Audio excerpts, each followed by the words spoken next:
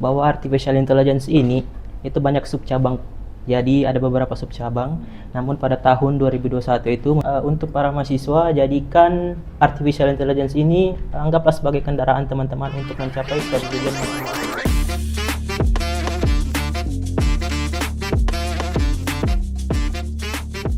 Halo Citizen, selamat datang kembali di SI Podcast bareng aku Yayal dan Mahir yang bakal nemenin kalian buat bahas hal-hal yang relate dengan kehidupan mahasiswa dan teknologi zaman sekarang.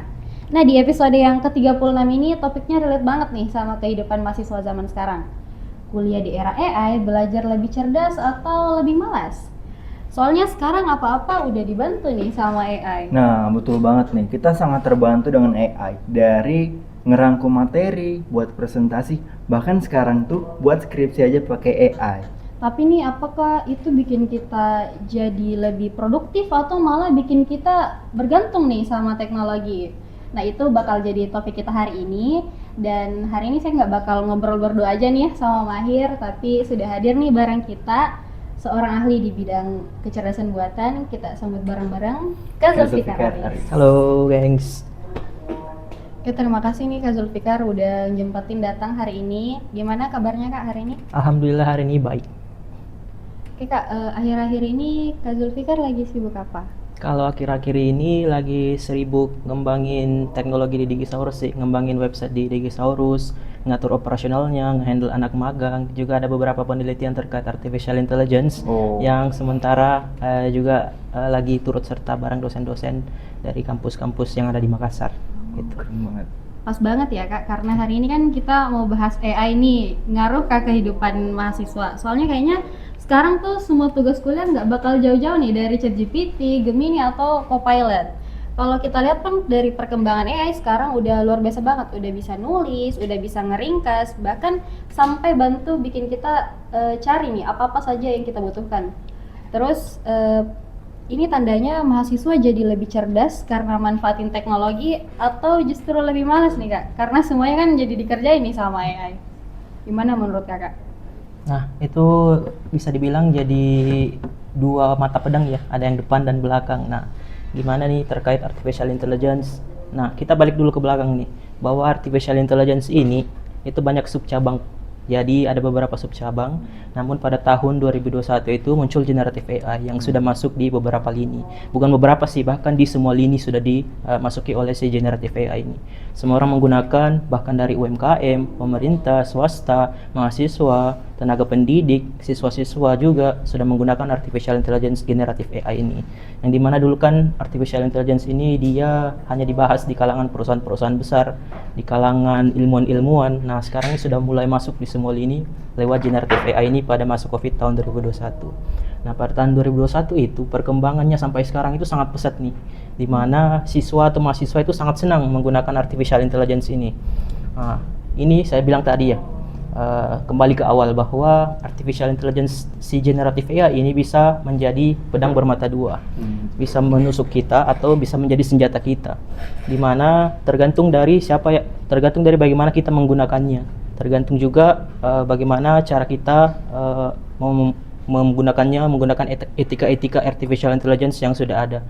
Jadi menurut saya ya, untuk saat ini memang mempermudah dari segi siswa dan mahasiswa, bisa menggunakan untuk merangkum, mencari jawaban dengan mudah, bahkan untuk mengerjakan hal-hal yang rumit itu sangat mudah di artificial intelligence, yang biasanya kita kerjakan sekitar 30 menit bisa diselesaikan oleh artificial intelligence selama 5-10 menit. Nah, dimana kalau kita menggunakan artificial intelligence untuk membuat sebuah ide baru atau memberi saran atau mengambil saran-saran dari artificial intelligence generative AI ini untuk mengembangkan sebuah ide baru, nah itu sifatnya positif. Nah, gimana kalau negatifnya? Kalau negatifnya nantinya kalau kita ketergantungan menggunakan artificial intelligence ini tanpa memulai proses berpikir bagaimana cara artificial intelligence ini memberikan jawaban tersebut, tanpa membaca materi-materi, langsung copy paste saja seperti itu. Nah, itu tuh yang bakalan menjadi Jadi pedang pedang ke bumerang sendiri, bisa dibilang begitu. Dan itu sih yang jadi tantangan juga untuk dosen-dosen di universitas, tenaga pendidik, bahkan guru, dosen, ataupun juga dari segi universitasnya, dimana nanti bagaimana caranya mereka menyusun sistem kurikulum yang dimana itu mata kuliahnya itu berdasarkan orisinalitas dan juga sebagai cerminan ya atau reflektif, agar nanti ketika mengerjakan sebuah tugas atau apapun itu mereka mengandalkan orisinalitas. Dan bagaimana dosen tidak menilai dari segi output, karena dari segi output kan itu gampang banget tuh. Kita tinggal kasih AI, nah jawabannya itu sangat bagus tuh. Nah bagaimana dosen nanti menilai dari output tersebut? Nah sekarang kan sudah ada AI checker untuk para dosen untuk mengetahui bahwa tugas-tugas mahasiswa itu ataupun nanti tugas akhirnya itu diambil dari artificial intelligence. Nah itu yang menjadi tantangan ke depannya. Nah, tergantung dari diri sendiri lagi sih, balik ke diri sendiri lagi terkait penggunaan artificial intelligence itu. Nah, aku juga sempat baca survei nih Kak, katanya 6 dari 10 mahasiswa di dunia udah rutin nih pakai AI buat bantu ngerjain tugas. Tapi di sisi lain, ada juga yang malah bingung nih sama jawaban AI-nya sendiri. Nah, menurut Kakak nih, artinya AI benar-benar bantu mahasiswa atau malah bikin mereka jadi belajar nggak mandiri nih Kak? Nah, itu tuh yang jadi pertanyaan sekarang kan, biasa mahasiswa ngetik promptnya itu asal-asalan Iya, misalnya. Nah, yang output yang keluar itu output yang tidak mereka harapkan, output yang tidak mereka inginkan. Nah, makanya ada namanya teknik prompting untuk mengambil output yang bagus dari artificial intelligence itu sendiri. Nah, untuk prompt AI itu biasanya kita pelajari dari segi strukturnya. Nah, ada 4 struktur tuh di prompt AI yang nantinya kalau kita gunakan, kita bisa membuat output dari artificial intelligence itu sangat baik dan sesuai dengan yang kita harapkan. Nah, bagaimana caranya supaya kita tidak ketergantungan tadi seperti yang dikatakan ya, bahwa banyak yang ketergantungan terkait gimana sih kalau nggak sesuai outputnya terus langsung di copy paste saja. Nah, itu perlu mendalami lagi tuh terkait materinya sebelum kita masukkan ke artificial intelligence itu. Jadi jadikan artificial intelligence ini sebagai asisten atau mentor untuk mengembangkan sebuah ide-ide, lalu idenya itu dikembangkan kembali, jangan langsung di copy paste saja. Jadi pelajari dulu apa yang dihasilkan AI itu, sama bagaimana cara proses itu terjadi, dan apa saja rangkuman-rangkuman yang dilakukan oleh artificial intelligence itu saat kita memasukkan sebuah materi ataupun ingin memberikan saran, ataupun AI ini memberikan saran-saran ke kita. Oh gitu ya Kak, jadi kayak kita harus paham nih apa yang AI kasih ke kita juga. Ya, betul banget. Sebelum kita memakainya nih. Iya. Oke. Nah ini kan kita lihat nih Kak, perubahan cara belajar itu. Yang kan dulu kayak kita betul-betul pahami materinya dosen, kita catat baik-baik di buku, atau kita ke perpus nih biasanya. Nah sekarang kan kayak kalau kita cari informasi pasti kayak langsung ke AI, langsung ChatGPT, kasih prompt, dapat hasil. Nah ini kan kecepatan nih Kak, ini apakah sebanding dengan kedalaman pemahamannya? Terus kayak kemampuan berpikir mahasiswa ini kan pasti menurun. Gimana tanggapannya Kakak sendiri kalau masalah tersebut seperti ini? Iya, oke. Tidak bisa dipungkiri ya kalau perubahan pola belajar mahasiswa atau siswa itu sangat berubah di tahun 2025 ini. Dulunya kita merangkum banyak banget nih. Kita nulis buku rangkuman, untuk merangkum itu menulis banyak catatan yang memerlukan waktu yang lama. Nah sekarang kan kita tinggal masukkan prompting seperti yang dibilang tadi ya, nanti keluar outputnya. Nah saya juga sih sering seperti itu. Saya lebih sering menggunakan artificial intelligence untuk mencari informasi atau merangkum sesuatu, karena kalau di mesin pencari Google itu biasanya kita agak capek ya untuk membuka satu-satu website. Nah, membuka satu-satu website, ini ada yang biasa tidak diinginkan, ada yang sudah diinginkan, tapi kita perlu lagi nih informasinya. Nah saya lebih senang menggunakan AI untuk merangkum hal tersebut. Jadi dia rangkumkan apa yang kita perlukan, nah kita tinggal olah lagi tuh untuk bagaimana selanjutnya kita tuangkan informasi itu ke dalam laporan ataupun tugas akhir kita sebagai mahasiswa ya. Betul. Nah tadi kan juga sudah dibahas terkait sudah dibilang tadi, sudah dikatakan bahwa gimana sih kalau artificial intelligence ini nanti kita ketergantungan terhadap suatu pembahasan di balik artificial intelligence itu. Iya. Nah, itu yang harus dalami sekarang terkait bagaimana cara kita tenaga pendidik ya khususnya. Bagaimana cara tenaga pendidik nantinya mengajarkan bahwa tidak memanfaatkan artificial intelligence itu untuk hanya copy paste saja. Jadi kita perlu mendalami lagi seperti yang saya bilang sebelumnya lagi. bagaimana kita memahami apa yang diberikan AI itu dan bagaimana cara kita mengembangkan ide-ide dari artificial intelligence itu untuk kita tingkatkan ke depannya. Misalnya kita disuruh nih mendesain sesuatu. Nah, kita mendesain sebuah poster ataupun sebuah sebuah poster atau kita mendesain sebuah spanduk dan lain-lain. Nah, itu kalau kita menggunakan itu sangat mudah tuh. Iya, Itu sangat mudah digunakan untuk kita membuat poster ataupun apapun di artificial intelligence dengan prompting gambarnya. Nah, di situ kalau kita seorang desainer pastinya kita mencari elemen-elemen tuh. Kita mencari aset-aset di dalamnya. Nah, untuk membantu kita sebagai desainer itu, AI ini bisa membantu kita untuk meng-generate aset-aset yang kita perlukan untuk kita masukkan di poster. Nah, jangan langsung ditimpa prompt masuk langsung jadi poster. Nah, itu yang diupload. Nah, itu yang bahaya tuh. Karena itu bisa menghilangkan kreativitas dan juga nilai-nilai dari originalitas dari desainer itu sendiri. Betul. Nah, mungkin itu sih yang perlu diperhatikan terkait ketergantungan terhadap artificial intelligence ini. Oke. Jadi kayak kita bisa nih pakai tapi jangan terlalu kayak semua lah AI. Nah, betul banget tuh. Nah, ini kayak nggak sih Kak? Kayak pernah kulihat di luar negeri. Mereka tuh tenaga pendidiknya tuh mendukung AI. Mereka memfasilitasi lah. Tapi dengan syarat mahasiswa ini harus mengerti, bertanggung jawab dan harus bisa menjelaskan logika yang mereka pakai. Nah, kalau diterapkan di Indonesia nih Kak, seperti yang Kak Zul bilang, tenaga pendidik, dosen-dosen memberikan kesempatan ya untuk mahasiswanya menggunakan AI, cuman harus mengetahui cara jelasinnya. Gini, hasil yang mereka dapat, output yang mereka dapat. Nah, ini bisa jadi suatu keunggulan untuk pendidikan atau jadi bumerang nih nantinya Kak. Oke. Nah, itu juga ini kita berbicara strategi ya.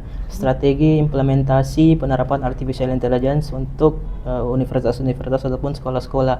Nah, ini juga salah satu program ya dari Bapak Cawapres juga itu sangat mendukung terkait itu, terkait penerapan artificial intelligence ini di kurikulum-kurikulum di universitas. Bahkan di sekolah-sekolah pun seperti SD, SMP, SMA itu sangat bisa tuh diterapkan terkait dasar-dasar artificial intelligence. Nah, kita tidak membahas teknis di dalam kurikulum tersebut ataupun di mata pelajaran tersebut atau di mata kuliah tersebut. Nah, kita hanya menerapkan dasar-dasar artificial intelligence. Kita tahu etika-etikanya, bagaimana cara menggunakannya. Ini dari segi yang jurusan non-tek ya, beda dengan informatika yang kita belajar sampai ke teknisnya. Nah, ini kita bisa terapkan nih di kurikulum-kurikulum di universitas terkait AI. Bahkan seluruh jurusan itu bisa diimplementasikan terkait mata kuliah AI-nya. Nah, bagaimana itu sebagai bumerang atau sebagai kekuatan. Nah, menurut saya kalau strateginya berjalan dengan baik, nah contohnya seperti AI ini bisa sebagai dia sebagai co-pilot dan guru ini sebagai fasilitator. Nah, AI ini bisa sebagai mentor dari mahasiswa-mahasiswa. Nah, misalnya penerapannya artificial intelligence ini digunakan untuk mahasiswa atau siswa-siswa mencari pelajaran-pelajaran, merangkum. Nah, nanti yang menentukan arah belajarnya itu si guru ini nih.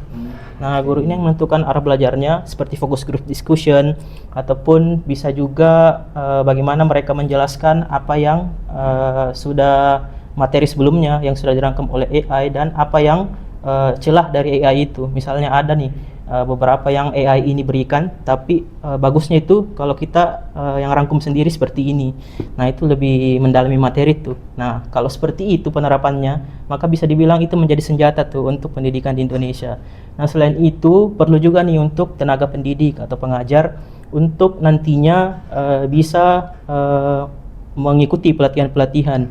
Nah, pemerintah juga harus melek tuh terkait pelatihan-pelatihan tenaga pendidik atau pengajar supaya mereka paham terkait artificial intelligence itu sendiri, karena kita tahu kan pendidik atau tenaga pengajar kita itu kan rata-rata umurnya agak atas ya, makanya perlu pelatihan lagi, apalagi yang non-tech kan, dosen-dosen atau guru-guru yang non-tech. Jadi mereka dikasih pemahaman terkait artificial intelligence ini, etika-etikanya, bagaimana cara menggunakannya dan bagaimana nanti mereka implementasikan di siswa atau mahasiswanya masing-masing. Jadi itu bisa menjadi sebuah senjata tuh untuk pendidikan di Indonesia kalau memang implementasinya baik, berjalan baik seperti itu. Nah, ini juga topik yang seru banget nih Kak. Banyak banget nih mahasiswa yang bilang kalau ada AI buat ngerjain tugas, kenapa harus repot nih Kak? Tapi benar nggak sih itu artinya mereka malas yang cerdas karena kan bisa manfaatin teknologi buat lebih efisien nih Kak? Atau justru cerdas yang malas nih karena cuman ngendelin AI tanpa ngerti isinya? Menurut Kak Zul, gimana sih cara bedain mahasiswa yang benar-benar smart user atau yang cuman copy paste user aja? Itu dua istilah yang sangat sangat paradoks ya di saat ini, di tahun 2025 ini. Malas yang cerdas sama cerdas yang malas ya.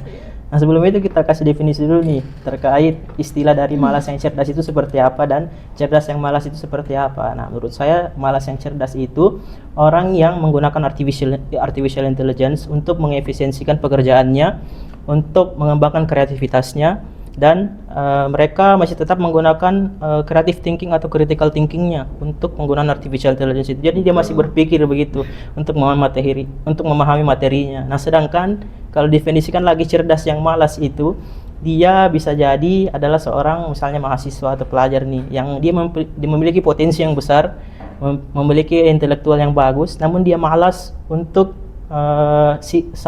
beda dengan yang apa tadi, malas yang cerdas ya. Nah, malas yang cerdas itu. Nah, berbeda dengan yang itu. Jadi dia memang mempunyai potensi diri, tapi dia mau cara cepat atau shortcut begitu. Jadi tinggal copy paste saja karena dia pikir bilang, oh saya sudah tahu nih semuanya.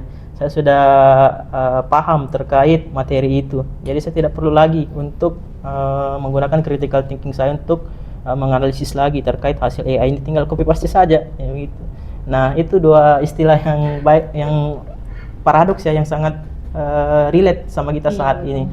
Jadi kalau bisa dibikin satu istilah lagi, saya mau bikin satu istilah cerdas yang bijak. Jadi itu lebih bagus tuh.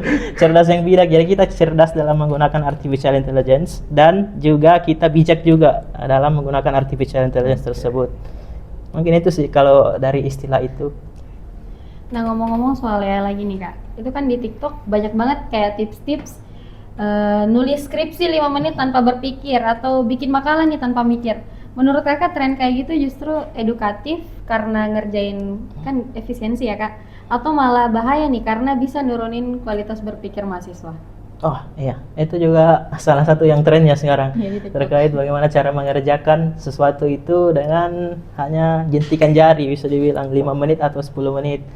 Jadi itu saya tidak setuju ya terkait hal tersebut. Kalau dari pandangan saya tidak setuju untuk pengerjaannya dalam 5 menit, 10 menit.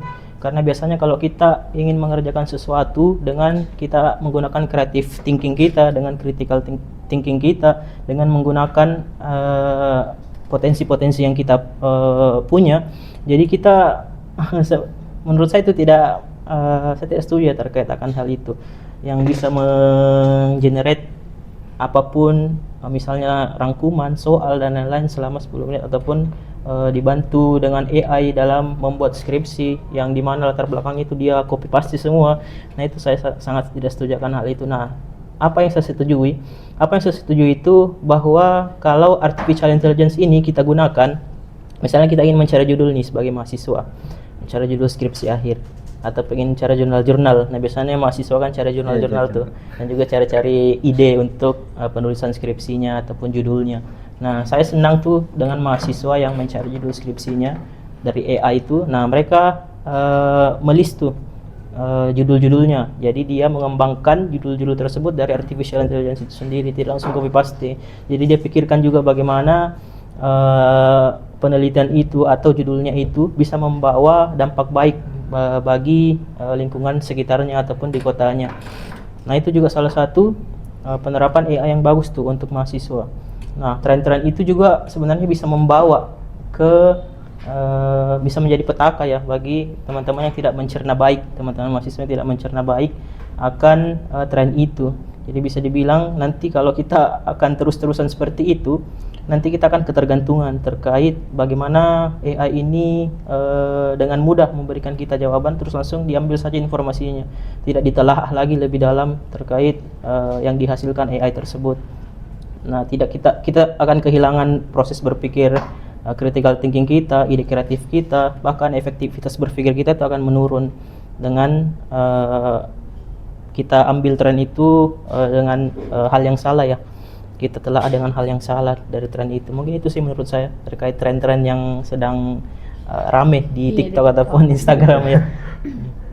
Oke, jadi kayak dari semua pembahasan kayaknya Kak Zul ini cocok jadi Menteri Pendidikan nih Kak. Sekarang aja nih kita calonkan dirinya. Nah, jadi kan kayak setelah kita bahas tentang AI ini panjang lebar, jadi kayak sebenarnya intinya itu ke penggunanya sih. Iya. Gimana caranya mahasiswa, caranya orang yang menggunakan AI ini bijak. Nah, karena AI ini bisa jadi pisau tajam untuk belajar atau bantal empuk nih untuk bermalas-malasan. Nah, biar para citizen bisa pakai AI dengan baik nih Kak. sorry. Nah, langkah-langkah praktis atau tips and trick nih dari Kak Zul yang memang ahlinya di AI ini. Jadi gimana nih Kak untuk mahasiswa sendiri? Kalau untuk tips and trick untuk mahasiswa dan pelajar-pelajar ya dalam menggunakan artificial intelligence itu, jadikan AI ini sebagai co-pilot atau sebagai mentor dari teman-teman sekalian. Nah, mentor itu kan yang mengajari. Nah, kita yang mengembangkan. Kita yang mengembangkan dari ide tersebut. Kita yang mengembangkan dari hasil tersebut. Nah, untuk penggunaannya jangan teman-teman gunakan untuk mencari sebuah jawaban langsung di copy paste seperti yang dibilang tadi ya. Yang pertama. Yang kedua, jangan gunakan artificial intelligence ini untuk menyebarkan hoax. Nah, banyak tuh yang generate gambar sekarang, gambar-gambar hoax ataupun informasi-informasi hoax disebarkan di sosial media. Nah, itu yang mengundang hoax tuh, karena kita tahu tingkat literasi digital atau literasi AI di Indonesia ini masih tinggi gapnya di kota-kota besar. Nah, tidak sampai ke kota 3T, terpencil, terdalam, terdepan. Nah, 3T itu yang perlu kita perhitungkan untuk artificial intelligence ini. Nah, itu yang kedua ya, tentang penyebaran hoax. Yang ketiga, jangan gunakan artificial intelligence ini untuk memasukkan data pribadinya teman-teman sekalian. Karena meskipun artificial intelligence generative AI ini menyediakan kebijakan privasi, di mana kebijakan privasi ini melindungi data dari usernya, tapi bisa saja nantinya ada kebocoran data dari teman-teman sekalian. Nah, sudah memasukkan data pribadinya nanti akan bocor tuh. Kalau memasukkan seperti KTP, kartu keluarga, dan data diri lainnya. Terus selanjutnya jangan mudah mengambil informasi jangan mudah gampang terkecoh untuk mengambil informasi dari artificial intelligence itu sendiri. Nah, misalnya teman-teman dapat informasi nih dari artificial intelligence itu, harus di cross check dulu lagi terlebih dahulu apakah informasi tersebut benar dan apakah yang dikatakan AI ini atau yang diberikan AI ini benar. Nah, ada satu kasus tuh yang pernah terjadi di artificial intelligence, namanya itu inherit truculence. Nah, inherit truculence itu adalah sebuah pewarisan sifat keras kepala. Nah, kalau teman-teman mahasiswa cari di generatif AI manapun kesukaannya, mau di Gemini, di ChatGPT atau di Copilot, entah di mana generatif AI-nya, ketika teman-teman tuliskan apa sih inherit truculence atau pewarisan sifat kepala, nah generatif AI-nya itu akan menjelaskan tuh dari sisi medisnya, dari sisi psikologinya, dan akan memberikan terus informasi seakan-akan inherit truculence itu ada. Nah, inherit truculence itu adalah sifat warisan keras kepala ya.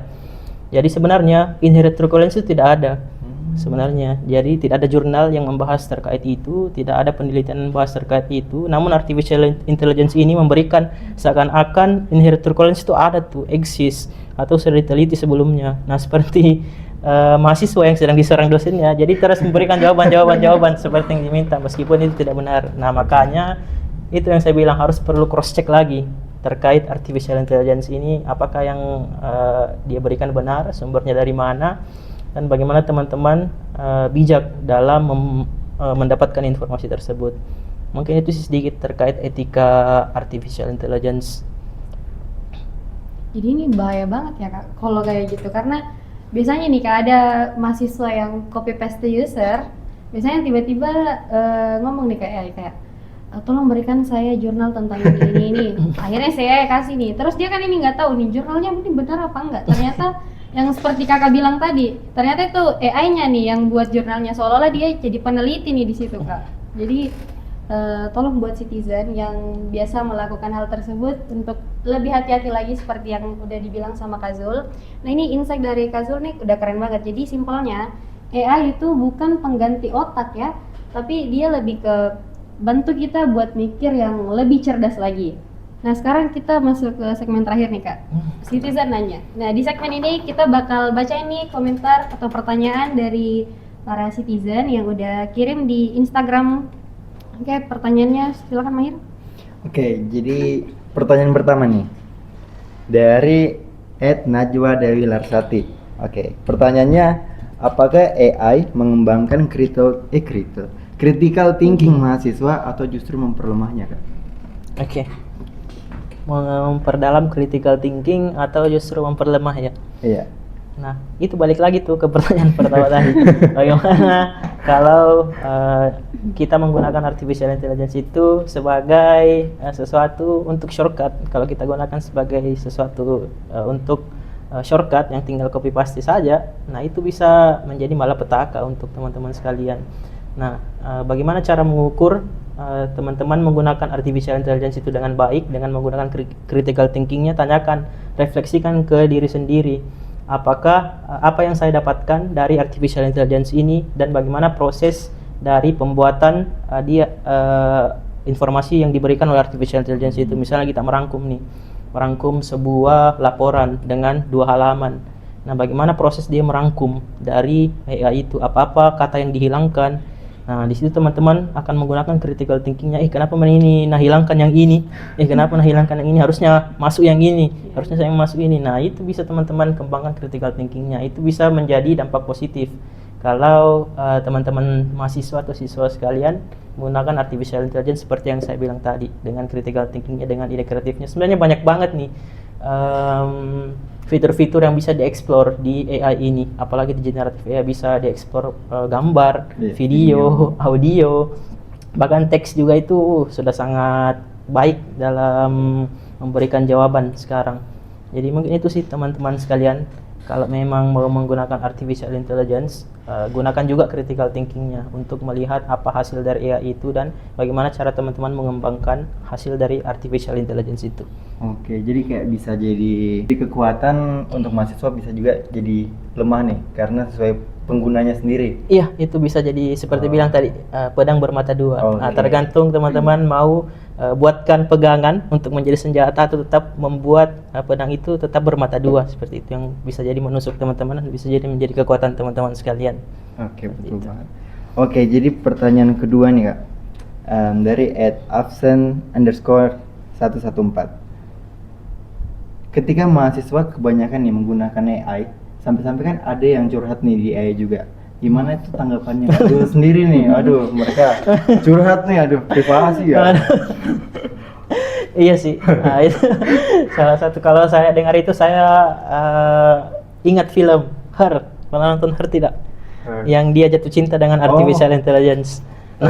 Kalau citizen ya bisa pernah nonton pasti tahu tuh gimana rasanya curhat dengan AI, gimana caranya suka dengan AI. Dia suka dengan suaranya dan dia juga seorang introvert yang suka curhat nih dengan AI. Nah, biasanya introvert tuh jarang tuh curhat dengan teman-temannya karena dia orangnya tidak terbuka kan. Jadi dia memilih curhat dengan artificial intelligence. Sebenarnya sah-sah saja sih selagi tidak memasukkan data-data pribadinya teman-teman sekalian. Selagi tidak memasukkan foto-foto atau gambar identitas pribadi teman-teman. Kalau mau sekedar curhat ya nggak apa-apa sih. Tapi jangan diterusin ya itu. Jadi itu kita tidak bisa menyamakan manusia dan AI karena manusia itu punya empati, teman-teman. Jadi empati ini yang tidak dimiliki artificial intelligence itu sendiri. Jadi dia memberikan jawaban sebagai mesin, bukan sebagai manusia. Nah, kalau kita curhat dengan manusia nih, baiknya curhat ya dengan manusia. Manusia kan memiliki empati. Jadi manusia ini dia bisa merasakan apa yang kita rasakan juga, merasakan apa yang kita hadapi saat ini. Nah, beda dengan AI. Jadi kalau curhat dengan itu ya, gimana ya? Agak apalagi kan sekarang Kak AI itu ada fitur saling feedback gitu Kak. Nah, betul banget tuh. Ada yang kayak teleponan gitu ya. Ada teleponan dia ya, betul. Iya. Apalagi kan kita bisa pilih suaranya tuh. Kita bisa pilih laki-laki, perempuan. Jadi cinta ini namanya. Nah, itu kalau pertanyaan itu saya langsung ingat film horor itu. Nah, nonton tuh teman-teman. Keren tuh. Dia jatuh cinta bareng AI. Oke. Ini kayak jatuh cinta sama karakter fiksi ya ini. Orang yang tidak nyata ya. Oke Kak, kita lanjut ke pertanyaan ketiga nih dari Citizen, dari @muafdalan_. Bagaimana tanggapan Kakak tentang statement AI akan menggantikan peran manusia? Gimana Kak? Kalau dari statement itu saya kurang setuju ya terkait AI ini akan menggantikan manusia. Untuk saat ini juga belum bisa dikatakan menggantikan manusia. Yang bisa dikatakan itu dia membantu manusia untuk mengefisiensikan tugasnya. Nah, memang itu kan tujuan dibentuknya artificial intelligence ini, untuk mengefisiensikan pekerjaan manusia. Jadi manusia yang mengatur alur kerjanya, AI tinggal memberikan kita saran-saran, terus kita yang mengambil saran itu terus dikembangkan lagi lebih dalam. Nah, terkait hal itu, untuk membantu manusia terkait penggunaan artificial intelligence dalam lingkup misalnya pekerjaan ya, lingkup pekerjaan, itu bisa mengefisiensikan tugas kita, membantu tugas-tugas lainnya, bahkan membantu sangat banyak lini seperti UMKM juga bisa membantu dari segi pembuatan produknya, desain produknya, untuk brainstorming dari segi peningkatan kualitas brandingnya dan lain-lain. Dan untuk mahasiswa juga bisa membantu untuk pembuatan poster, pembuatan merangkum-merangkum, dia memberikan ide-ide terkait artificial intelligence itu sendiri. Karena memang kita kalau bisa dibilang ya, kita itu harus takut ketika kita tidak mengikuti artificial intelligence itu, perkembangan artificial intelligence itu. Nah, saat itu teman-teman akan tergantikan tuh, bukan tergantikan dengan artificial intelligence-nya, tapi tergantikan dengan individu-individu yang nantinya melek dengan teknologi dan artificial intelligence itu. Makanya harus terus mengikuti terkait perkembangan itu. Kita tahu kan kita hidup di era bonus demografi, di mana usia produktif kerja itu lebih banyak. Jadi teman-teman mahasiswa nanti akan bersaing dengan individu-individu lain di luar. Makanya harus melek dan ikut dengan perkembangan AI ini. Jangan takut tergantikan oleh AI, tapi takut kalau tidak mengikuti perkembangan AI itu sendiri.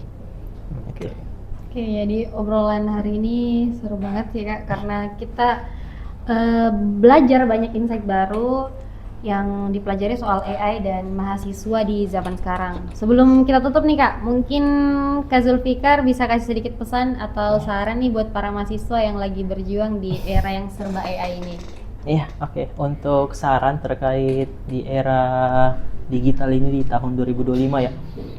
Untuk sarannya kepada teman-teman mahasiswa, kita tahu bahwa artificial intelligence ini bisa sangat membawa dampak positif jika dimanfaatkan dengan sangat baik.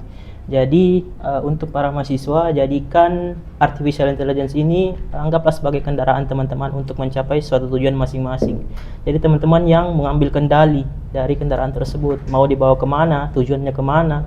Nah, itu nanti yang akan membawa teman-teman ke suatu tujuan kalau memang dimanfaatkan dengan baik. Nah, itu juga bisa menjadi malapetaka kalau teman-teman tidak memanfaatkan dengan baik.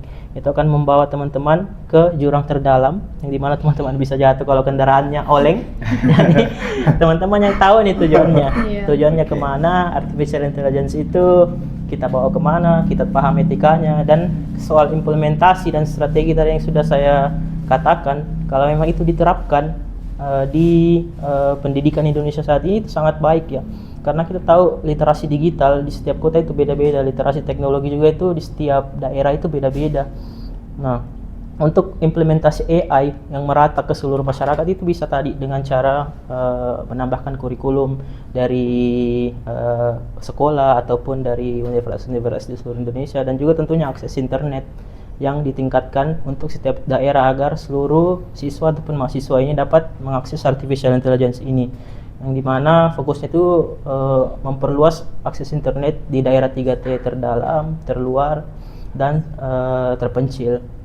Nah, di situ teman-teman bisa nantinya menggunakan artificial intelligence, bahkan bukan cuma mahasiswa ya, dari seluruh pelosok Indonesia itu bisa menggunakan artificial intelligence itu sendiri. Nah, keuntungannya kita bisa mengakses materi-materi yang ada di dalam artificial intelligence itu dengan standar global. Jadi orang-orang di pedalaman ataupun di daerah terpencil di Indonesia itu bisa mengakses AI dengan adanya kurikulum dan juga akses internet di seluruh Indonesia dengan baik. Nah, selain itu untuk etika penggunaan AI ini, teman-teman bisa bijak dalam menggunakan artificial intelligence. Bagaimana tahu caranya, tahu batasannya, dan tahu bagaimana cara mengontrol penggunaan artificial intelligence ini. Ini juga salah satu peran mahasiswa ya sebagai agent of change, di mana nantinya teman-teman mahasiswa juga ini akan memberikan kegiatan-kegiatan bertema AI agar seluruh masyarakat di daerah masing-masing itu bisa merata terkait pemahaman artificial intelligence-nya. Mungkin dari itu sih kalau saya terkait saran dari untuk penggunaan artificial intelligence dan bagaimana kita memanfaatkan artificial intelligence di tahun 2025 ini dan tidak terjerumus ke penggunaan negatif dari AI itu sendiri. Jangan sampai jadi copy paste user ya Kak? Iya betul banget tuh, jangan sampai jadi copy paste user. Oke Citizen, itu dia pembahasan kita hari ini tentang kuliah di era AI, belajar lebih cerdas atau lebih malas. Kesimpulannya AI itu bukan musuh kita, jadi alat bantu lah buat kita. Semua tergantung dari kita gimana cara buat memanfaatkannya. Nah terima kasih banget buat Kak Zulfikar yang udah sharing banyak hal hari ini. Oke, thank you. Dan It's a pleasure juga Iya. teman-teman Makasih dari Kak. himpunan Ini.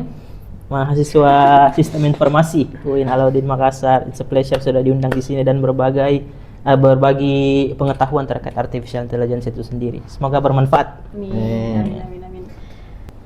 Dan buat kamu yang lagi dengerin si podcast hari ini, jangan lupa buat subscribe supaya nggak ketinggalan nih dari episode-episode selanjutnya di si podcast. And goodbye. Bye.